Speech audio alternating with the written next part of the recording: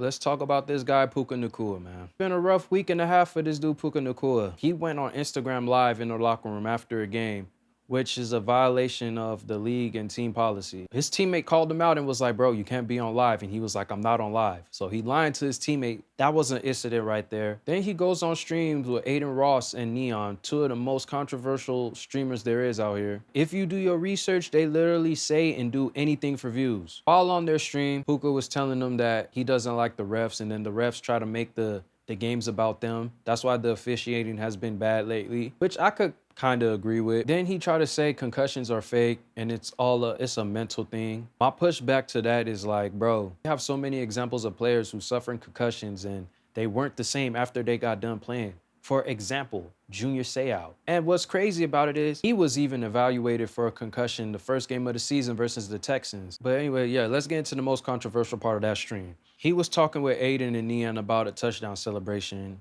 Yeah, I'm not gonna show it and I'm not gonna do it for you guys in this video. So Aiden, who is Jewish, suggested that he do this gesture with his hand that's anti-Semitic on live television. So when people saw this, Puka faced a lot of backlash. And he issued an apology after. And the messed up part about this whole situation is Neon and Aiden didn't face any criticism for this. They used Puka as rage bait to get clicks and views. Cause I doubt he knew what that gesture was. So just imagine if they didn't live stream this and nobody was aware of their encounter. So on the Thursday night game, when Puka would have scored and he would have did that on live television, that man would yo, that man would have got suspended. He would have got released, something. It would have been bad for him.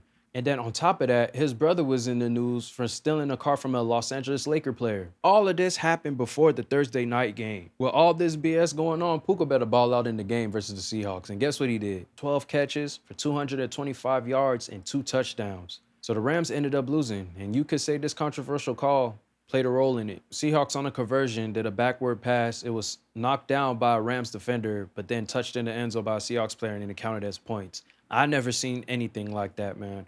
So I understand the frustration. The NFL is not helping the script or rigged allegations at all. So after the game, Puka damn near ran into the locker room to grab his phone and tweet, "Can you say I was wrong? Appreciate you, Stripes, for your contribution, LOL." But he deleted it.